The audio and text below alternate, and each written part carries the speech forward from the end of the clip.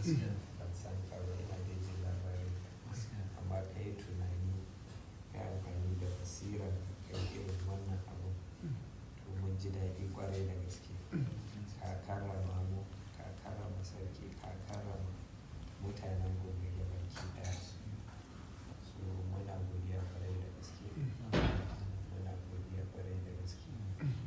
Kuma insha Allah duk wani abu na gudunmawa da ƙarfafa gwiwa za mu mutanen gobe nan saboda wannan.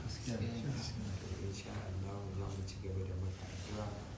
Allah ya ƙara basira. Amin. Allah ya ƙara ɗaukaka. Amin kan giwa. Mun gode mu. Amin kan giwa. Amin. Allah ya bayyana. Amin kan giwa. Wanda ni ma ban taɓa ganin ku ba, darajar kan giwa jiya Allah ya haɗa ni da ku. Sanadin auren ƙaninsa Alhaji Dr. Isa.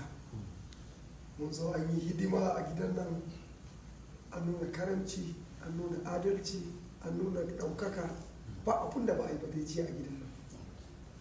To kamar yadda nake faɗa muku, kan giwa mutum ne wanda Allah ya bashi haƙuri, yana da haƙuri, kamar yadda kake jin labarinsa a duniya kafin ka zo ka gan shi ka san wane ne kan giwan Gombe.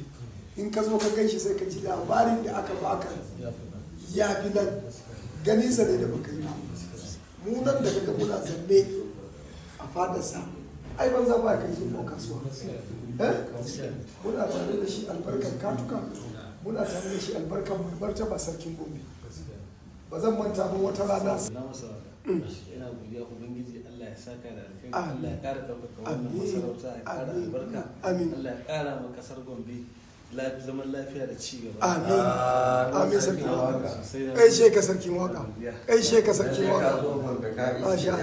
Aishe ka sarkin waka.